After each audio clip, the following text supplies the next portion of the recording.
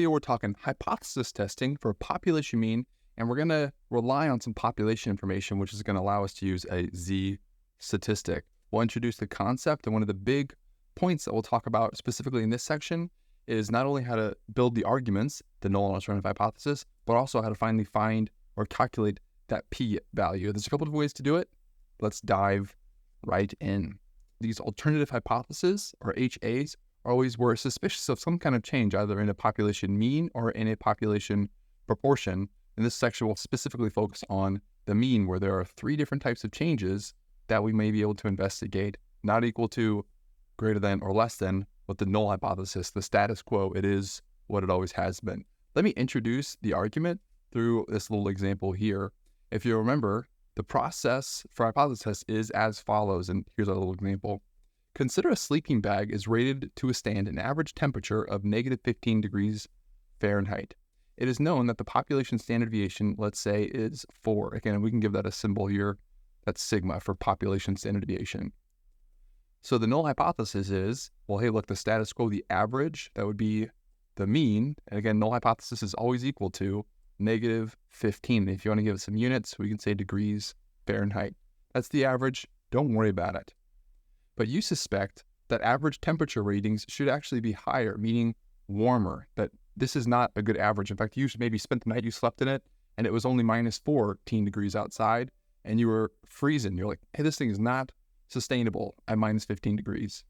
So the alternative hypothesis is, again, you think it's warmer, so that would be the mean, and minus 15. Again, those ingredients don't change. And if I think it's warmer, then I think actually the average should be greater than negative 15. Again, maybe you think that it should be more like negative 14 or negative 10 degrees. This thing did not withstand the cold like you were thinking it could. To test this claim, you randomly sample 36 of these sleeping bags. You put some stuff in them and you measure out to see what kind of temperature they were able to withstand. And you found the sample mean, X bar, to be negative 13.7. It's a bit confusing because we're doing negative numbers, so bear with me. But negative 13.7, ooh, that's actually some good evidence. It is greater than negative 15. So hopefully we're a little excited. We're like, ooh, maybe this is a good case. We get to prove our assertion. But the question is, and this is exactly why these hypothesis tests are built, is does this sample mean of minus 13.7 degrees Fahrenheit provide evidence to support your claim? And the short answer is maybe. A lot of these hypothesis tests, much like for confidence intervals, when we get a sample mean like negative 13.7, ideally it's pretty close to the population mean. But that notion of close, well, is actually something mathematically that we can speak of because of this normal distribution, the shape, that we know that it should be close, but we can in fact quantify exactly how close it should be. That measurement of spread comes from the normal distribution, yes, and the population standard deviation, how spread apart is my data. And that's where we get a margin of error. It works a little differently here with p-value, so let's get into it. Let's refresh real quickly for those decisions we can make either to reject the null hypothesis, which again is our end-all to be-all goal. This is where we get to accept our claim, our alternative hypothesis, again, what we set out to put forward. Fantastic, everyone's elated. Or failure to reject. That is a hard day indeed. Again, we gathered these 36 sleeping bags together. We tested them for their average temperature reading, but we failed to reject. We failed to say that we were correct. And we failed to debunk the status quo. And really, this is like a very fancy way to say, look, I cannot make assertion whatsoever. Bummer. And how do we make these decisions between reject or fail to reject? It was a simple comparison that we looked at this p-value, which we'll talk about computing in a minute, versus alpha, which we'll remember is our level of significance, alpha. This is a threshold that you set anywhere from 10%, sometimes to 5%, sometimes to 1%. Although, like we talked about before, 5% is kind of a nice rule of thumb. If you're not sure, 5% is a good measure. And if it's less than, again, everyone's happy because it means I get to reject the hypothesis. I get to assert the claim I wanted to do. Woo. On the flip side of that, if my p-value is greater than alpha, oof, it's a hard day at the office. We have to go back and basically say, hey, look, our suspicion, all that work I had y'all do of getting in those sleeping bags and measuring their temperature, it was for nothing because I have no assertion whatsoever. And so again, the big question here is, does that sample mean of negative 13.7 provide enough evidence to support our claim? In order to answer this question, we need that p-value. The probability measures exactly the likelihood that both the population mean, this is sometimes written as the initial mean. That's what sometimes you'll see this subscript 0. That means the initial mean. It's like, look, this is what it's always been, minus 15 degrees, and the sample mean was claimed. And this claim that you're making, H sub A, your alternative hypothesis, is what dictates the direction of this sample mean, in which case we were claiming that we think it's warmer than minus 15. And so that's the probability, all right, like this, the probability that X bar was greater than or equal to negative 13.7. In fact, not to belabor the point, but we've actually done this before, these probabilities. This was exactly in chapter 7, where we talked about sampling distributions for the sample mean, yes, and then later on the sample proportion. That's really what we're doing with these hypothesis testing. In fact, it's a little hand-wavy because we have some fancy calculators to do it for us. But on a fundamental level, this is exactly what it's doing, exactly probability as we did before. But like I said, fortunately for us, we got some powerful calculators to make that aspect that much faster. Speaking of these sampling distributions, we have two ways to calculate probability here.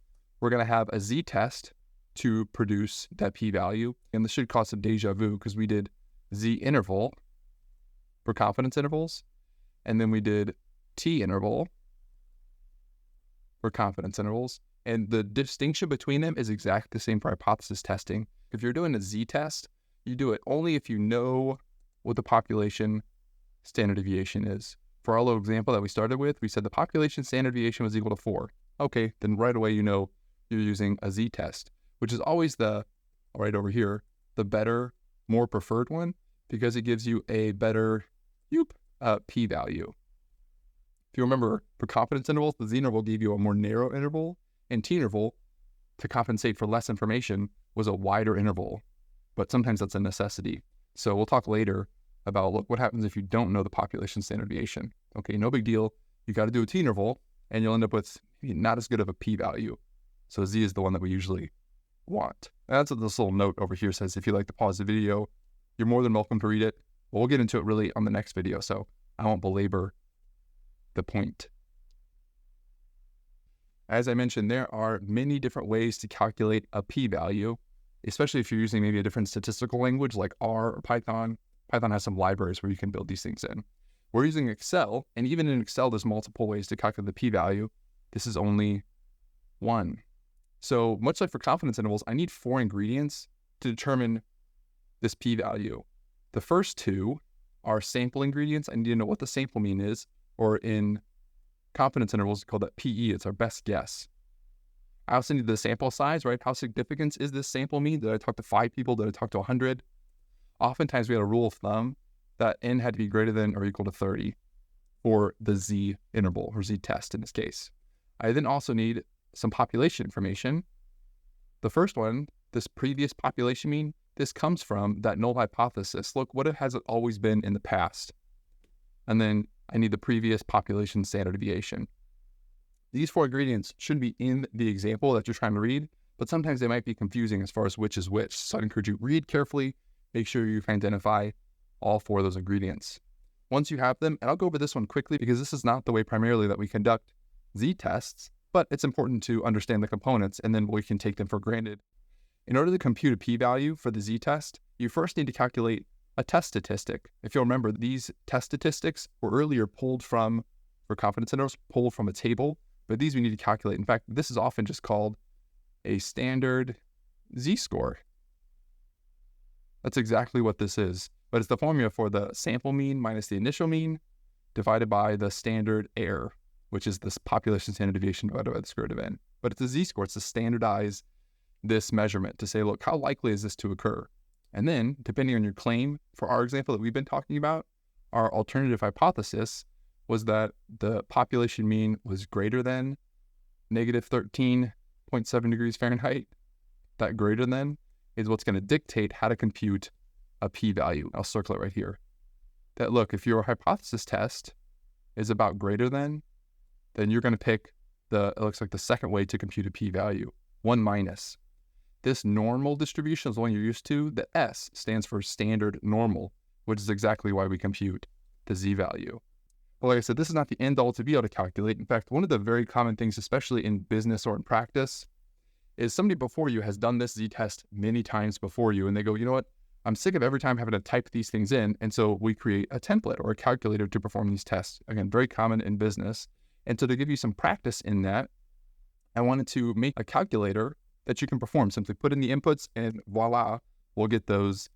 And this is the calculator I'll show you all in a minute, but a test statistic, that z-value that we spoke of, and you'll get 3 different p-values based on if you're less than, if you're greater than, and if you're not equal to. And then so it's up to us, if we set up our arguments correctly, to just simply pick the correct p-value, provided we can put in those proper inputs. The way I listed them earlier was first and second for sample information, sample mean and sample size, and then the initial, the old population mean, and then fourth, the population standard deviation. So like I said, very common in business that somebody has created a template, and then it's up to us to access and to use it. So I'll demonstrate that as we get into the first example of what accessing and using this hypothesis test look like. But the short of it is, it's on Canvas. You can find it in the modules tab, but I'll show you more in detail what it looks like as we get into an example. Let's see. Recall our sleeping bag example from earlier. A sleeping bag is rated to withstand an average temperature of -15 degrees Fahrenheit. It is known that the population standard deviation is 4. You suspect that the average temperature rating should be higher, a less severe freezing. To test this claim, you randomly sample 36 sleeping bags and find that the sample mean is -13.7, which again, should make us somewhat excited because that it looks to support our claim. -13 is greater than -15. We're getting excited, but let's see if it actually is statistically significant. You'll see on the slide, I do have kind of a blank, a pulled. This is kind of what I expect you to practice with and try on so you can kind of fill in those blanks. But let me really quickly pull up our Canvas course, and so that way we have a good idea for how to access that exact calculator. If you are looking at something like this, let me get rid of that purple here. And your course should look something like this, where there's a start button and we have modules. Again, this is kind of Linwoody specific, and so I apologize if accessing this calculator is a bit different for you. But to access, we first want to go to modules. I'll show you one place to go. You can either hit the start or you can click modules. You should see a folder. Again, your course might look a little different than this, that says support and find some Excel help. And there's some templates here that we've used in the past that we've talked about. There's a lot of links for different videos, but right up top, you should see something that says calculator for hypothesis testing Excel. You should be able to click that, and then it's going to put you in this screen to then click later and download. And you can see a little template over here. I'm not going to click that though. I want to show you another place to get it as well. Again, you can go to modules and you can find it under the support. Another place to find it, if you go either to assignments or if you want to scroll down, you can find it. But any assignment that's going to require you to use this calculator or this template should be embedded in there. So if I scroll down a little bit, maybe a lot of it, here we are, all the way in chapter 9. In fact, here we go, 9.2. If you click that, 9.2, it should show you, get you into the assignment where we see some links to various components that you may need, lecture notes, show an Excel template to start typing this stuff in. But here it is, hypothesis test calculator. Again, this is a template built out with all the different functions built in, so you don't necessarily have to type in a p-value every time. I'd encourage you to click download to download this calculator. Up top, you'll see a little download icon. This is Chrome, but you can click that and you should see different documents. There it is. And you can click access it that way. Back to the calculator. So here we go. This is the calculator like we see, and there's a bunch of different tests. In fact, there's 3 in total. We'll talk about them all later, but I want to focus on just this top one first. So let's go back to the problem in PowerPoint, so then we can reference and pull the appropriate values. So here's the test pulled up, again, in Excel.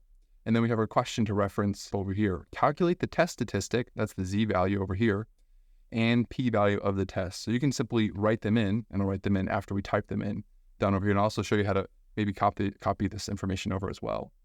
So I need to find some information. Again, there's 4 items in total that I need. I'll just start up at the top.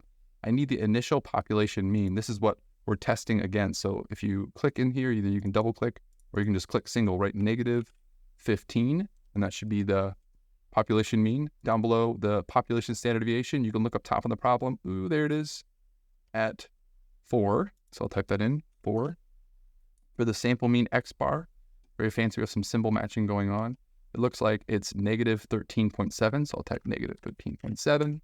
I lastly need n my sample size. Well, we didn't talk to, but we gathered a sample of 36 sleeping bags I'll type in 36 as well. And just like that, again, no need to type in a bunch. We should automatically, we have our test statistic right here at 1.95. And then we have different p-values. We have 0.9744, that's a 97%. We don't like that. And the smaller the p-value, the happier we are. If I'm doing greater than, there's my probability, and if I'm doing that equal to. So again, it's very important we set our hypotheses up correctly, because now our hypothesis was for greater than, so this is going to be my appropriate p-value to pick from. Now look, if you'd like to copy this information into maybe your own Excel sheet, you're more than welcome to. That way you have it for reference later for sure. Let me copy this information. Either you can just simply select like this, slide over, hit copy up top. And then if you'd like, you can get into a nice template, or you can simply just create a new sheet down below and you can write something like example 1. Let me zoom in a little bit more. It's easier to read. There we go. One issue you may run into before you paste is you'll notice if I go over a cell and I double click and I try to hit Control V, or if I try to paste my options in there, it's saying, hey, look, you can't paste this thing in here. And it's because we're trying to go inside the cell, meaning this whole big sheet we're trying to put into that little cell. It's saying, look, you can't do it. And so make sure whenever you click, you're not double clicking, single click, and you should have a right crosshair instead of the I to start writing. Unfortunately, if you do mess up the page, you have to go back, highlight again, and hit copy, but I think we can manage. Go back to that sheet and single click only, and then you can Control V, or you can paste that option, that information in here. And we should see, here's our information that we typed in. Here's the test statistic Z, 1.95, and then here's the p-value that we were really interested in. If you'd like, you can highlight it and bold it maybe. Now that we've copied our information into Excel, you don't have to, but it's nice to have it for reference. Let me come over to PowerPoint and simply write that information like we typed it into Excel. And of course, our test statistic, or our Z-score, is 1.95. And our p-value, because we selected greater than for alternative hypothesis, should be 0.0256. Or if you want to think about that a percent, our p-value is roughly 2.56%. Just a little greater than 2%. Let me pull up PowerPoint, and then we can finish these applications. So again, we have our p-value, 2.56%. We have our claims that were made. Now it's time to actually look at some applications. What can we do with that p-value? With a level of significance, or alpha, at 0.05 level significance, does the data, that negative 13.7 sample mean, provide sufficient evidence to support your claim? The way I'd encourage you to evaluate or talk about these statements is, look, before we make any decisions, we have a comparison to make. And it's always this p and alpha. If you write your p-value out, and I'll keep it in percents, it's more friendly to compare that way, that my p-value is at 2.56%, and then my alpha value is over there at just 5%. Again, that tends to be the norm. In this case, if I was making this comparison, p at 2% is certainly less than alpha at 5%. This should be, you should start to get a little elated. We're making this association that if p is less than alpha, again, fantastic. It means we can reject the null hypothesis and accept our alternative hypothesis. Again, that's the claim that we're setting out to do. Woo-hoo, everyone's happy that the claim that I was putting out there, this claim, in fact, that the population mean is greater than negative 15 is accepted. Bump the status quo. Our assertion is correct. But more appropriately, how do we answer this question of, does the sample provide support for our claim? Well, it does, because that was in fact what gave us that p-value. This is what gives us our choice. In fact, the layman might look at this, negative 13.7, and say, oh yeah, of course it does. It provides good evidence. It is greater than minus 15. But does it provide statistically significant evidence? Well, based on our p-value, our threshold, our alpha, yeah, it does. It supports our claim. The way I encourage you to think about it is, when we talk about support, think of reject the null hypothesis. And when you think of not support, that's a failure to reject. And those things go hand in hand. I tend to prefer the support terminology because I think it's more accurate, or it's more accessible when we talk about the actual application, that the sample that we gathered provides sufficient evidence. It's logically consistent with our claim. It gives us support. It's not just some anecdotal, a nothing burger, statistically significant. And that's where we get our p-value. And again, that's where we make our decisions. Let's look at another example. Assume the mean salary of workers in a state is $46,000 with a standard deviation of 4,000. The mayor of the city in the state claims that the mean salary for her city is higher than the state's mean. We wish to conduct a test of this hypothesis. A sample of 15 adults living in the city is collected, and their mean salary is found to be $47,500. Assume that the salaries of the workers in the city are normally distributed, it's an important notion, and that the population standard deviation is the same as for the state, that is, sigma is 4,000. So I want to draw a little picture. Sometimes it helps to understand what's going on here. We have a big state, let's always draw as a big circle. This is our state, where they say that the average salary for the state is 46,000. Look, it is what it is, don't worry about it.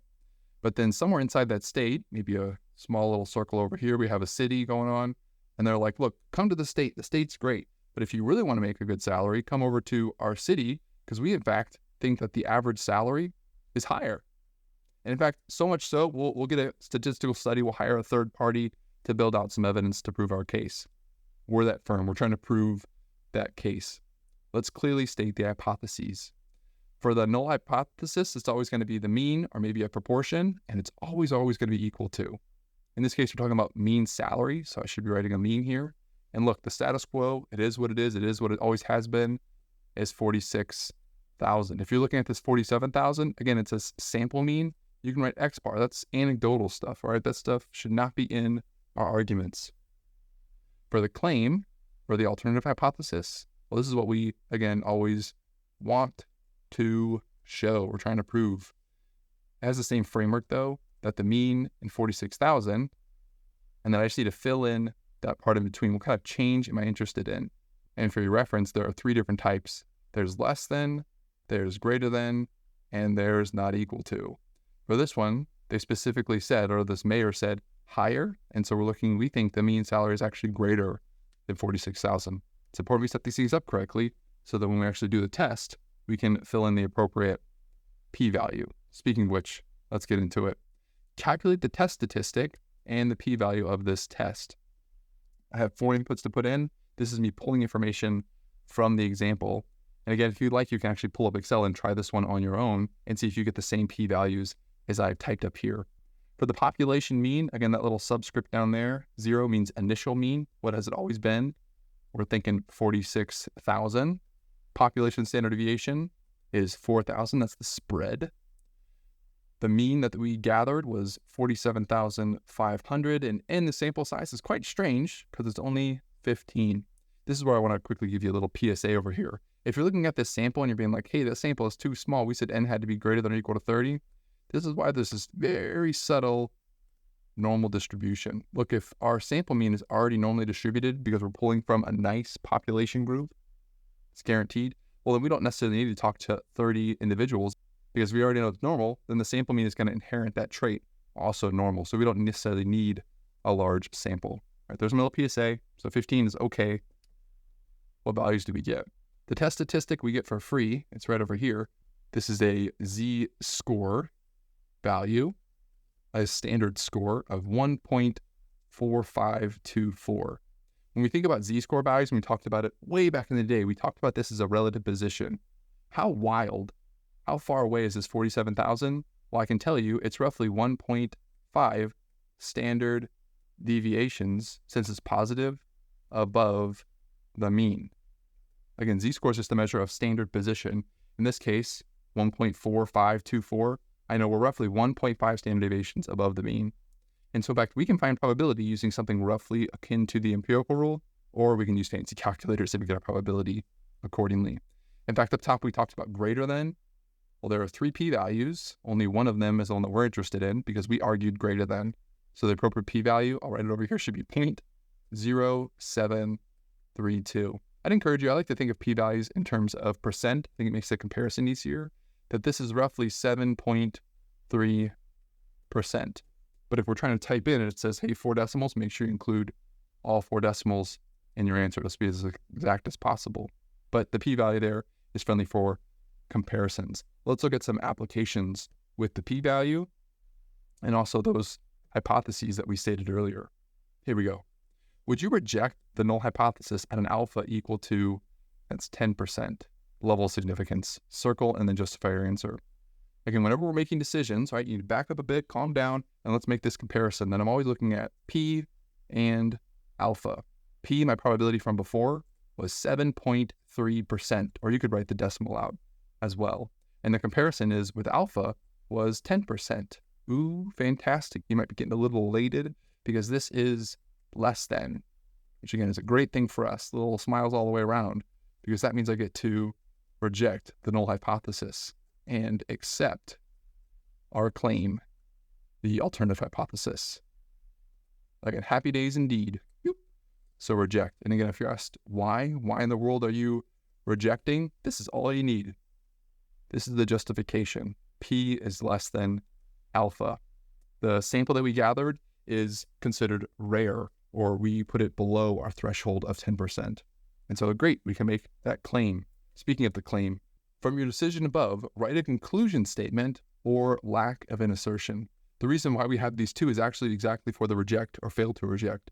If you'll remember, when we fail to reject, it means we actually can't make an assertion. I can't make the claim that I'd like to claim. So it's really a lack of an assertion.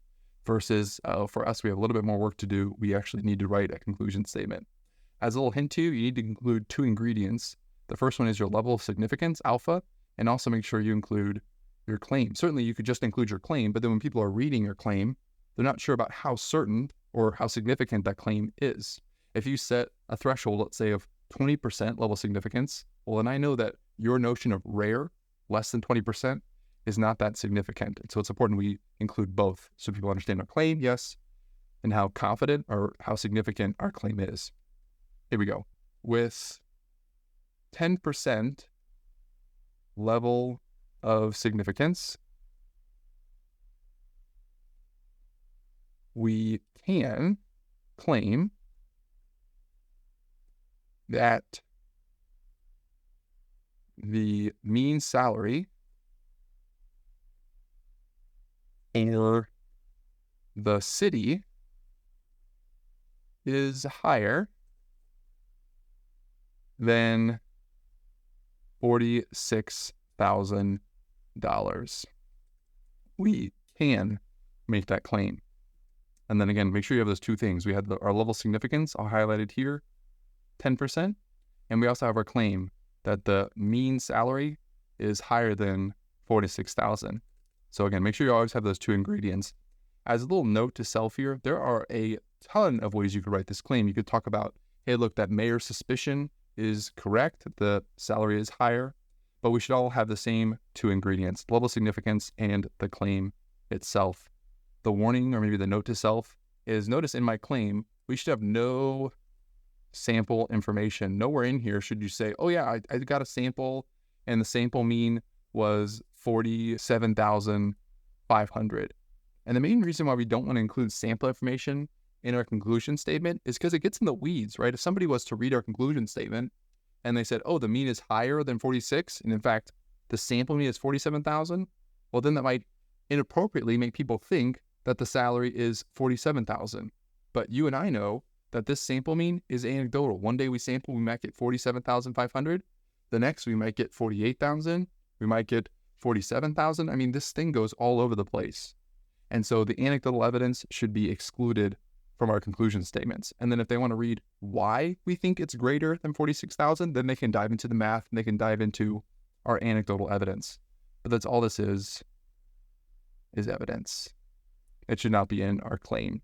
All right, there's me getting off the soapbox there. Let's look and see our change. Again, if you're going to take your family and drive to this city and hopefully get a new job, you're looking at this and going 10% confident? That's maybe not enough for me. Let's do the threshold. With a level significance of 5%, does the data support the claim? Again, whenever you're about to make decisions, just back up and think of, I need a comparison. I need to compare P and alpha. Our P value from before, again, was 7.3%. And then alpha, our level of significance now, is 5%.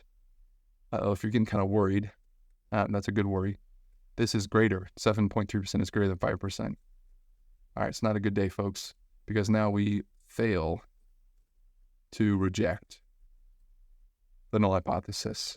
All right, we gathered all this evidence. I talked to 15 business people. I picked their salaries, I averaged them all together, all this hard work, all to come to the table and say, okay, look, we failed.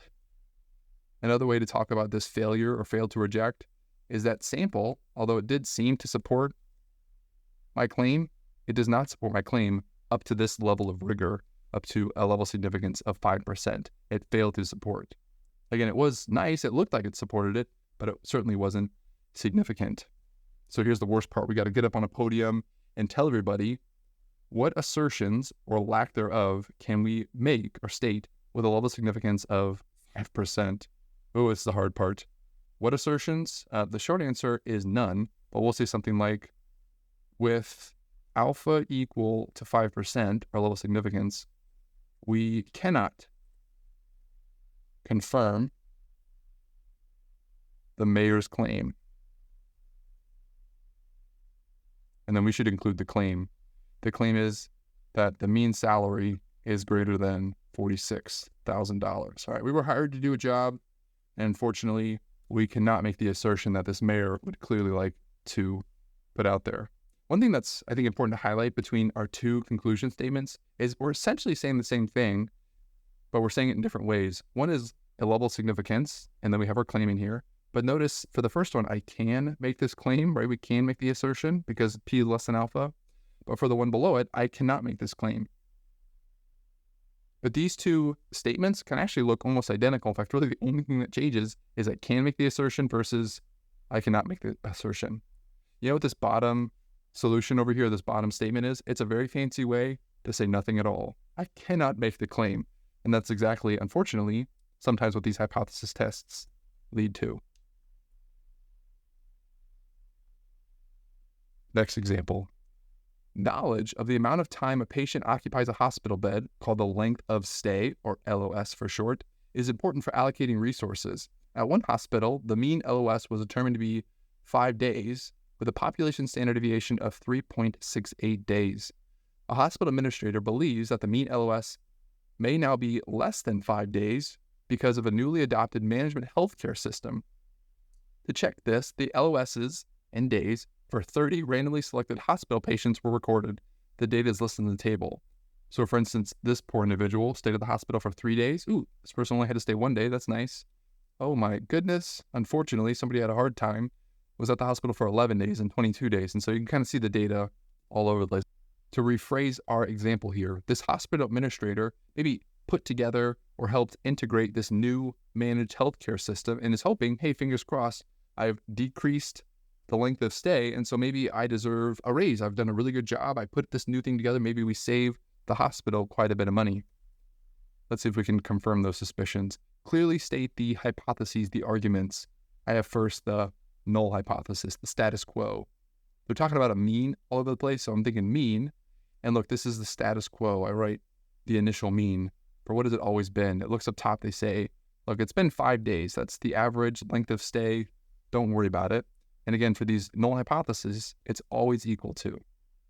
So I have my first one done. For our claim, our alternative hypothesis, well, it has the same framework, the mean in 5 days, but we're interested, or at least we're hoping, that it's changed in some way. We're trying to make that claim. Notice here we're trying to support or bolster that hospital administrator's claim that it's less than 5 days. Does the administrator know the population standard deviation for this test? And in which case, what is it? The short answer is population standard deviation. Yes, we do have it. In fact, if we look up top, the population standard deviation, there it is underlined, at 3.68. That's a very important thing because what it tells us is that we know later on we're going to do a z-test.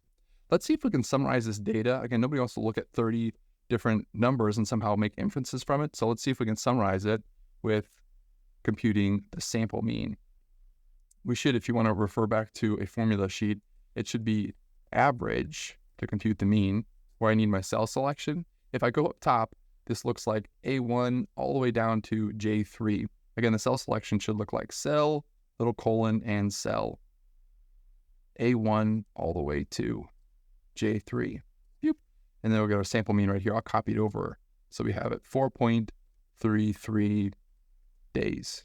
I mean, this should make us pretty excited, right? We're thinking the mean is less. In fact, from our anecdotal evidence, our sample, it looks good, it looks less.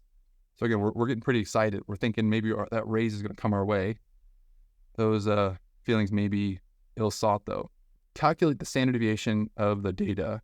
If we're looking at functions, you can type in ST, and it'll say, oh, do you mean ST DEV for standard deviation, and we have two options here. Make sure you put a dot there for .S or .P, depending if we're talking about a sample or population. We have a sample of 30 patients, length of stay, so I'll write .S. And again, the cell selection should be exactly the same, A1 to J3. There it is. There's our spread. So all right, the sample standard deviation S is 4.1467 days. All right. This actually, for the well-informed, should make you quite concerned or quite worried. You'll remember when we talked about confidence intervals, that ideally these are relatively close, the sample mean and population mean. But we talked about how close, that was confidence intervals we built, and then for hypothesis testing, we'll compute a p-value to talk about how significant the difference between them is. One way that we can have an idea about the wiggle room or how close means is when we talk about spread, how wild your data is. You can think about standard deviations, especially as it pertains to empirical rule of us moving out one standard deviation, two standard deviations, three standard deviations. This is a unit of measurement, especially how it refers to a z-value or a z statistic. And this looks like a lot of spread. In fact, one standard deviation would pretty much wipe out that whole mean. But in fact, the difference between these two is only really 0.7, which is a small fraction compared to how large the standard deviation is. This should make us worried. If we had a small spread, then maybe that would be significant. But if you have a large spread, meaning our data is all over the place, well, then it might not be as significant as we'd like it to be. Let's see if we can perform a test and actually calculate exactly the probability or how close these values are. Calculate the p-value of this test. Again, you can pull it up on Excel and practice, see if you get the same answer along with me. Let me copy the information in from the example. The population mean, that was 5 days. The population standard deviation was 3.68. The sample mean that we calculated earlier was 4.33. I'll include all 4 decimals, bunch of threes. In my sample size, we had 30. And so I get my test statistic. Look at this one, basically -1, meaning how far you're away from the mean. Not very far. In fact, much of the time we'd like that number to be roughly 2, either positive or negative. Oof, not looking good for us. In fact, when we look at our different p-values, we were interested in less than, greater than, or not equal to. And for us, we wanted specifically less than. That was how we set up our argument. So the p-value should be 0.1605. Or I'd encourage you to think about it in percent, makes the comparison easier. Oh no, 16%. Again, normally the normal threshold is 5%. We are quite a bit greater than that. Bummer. Let's see if there's any redemption here, anything we can do with such a terrible p-value. Would we reject the null hypothesis at an alpha equal to 0.05, or that's 5% level significance? Circle and justify your answer. Again, whenever you have to make a decision, take a step back, think, all right, I need to make a comparison, my p and my alpha level. The p-value we computed was 16%. The alpha level is 5%. Oof, it was a terrible feeling. This is greater than, again, that's unfortunate for us, because that means we fail to reject the status quo. We fail to make the assertion. Bummer. And again, if they're asking, hey, look, what evidence do you have to make this decision? You got it right here. P and alpha is all you need to support your decision. That's what informs us. That sample that we gathered, this 4.333333 sample mean, again, it supports, it is less than that population mean of 5, but unfortunately, it's not statistically significant, at least not at 5%. From your decision above, write a conclusion statement or a lack of an assertion. And it goes like this. Again, make sure you include your 2 ingredients, alpha level significance and your claim. And unfortunately, we're not going to be able to make the assertion maybe you'd like to make. We'll say this. We'll say, look, with alpha equal to 5%, we cannot confirm the administrator's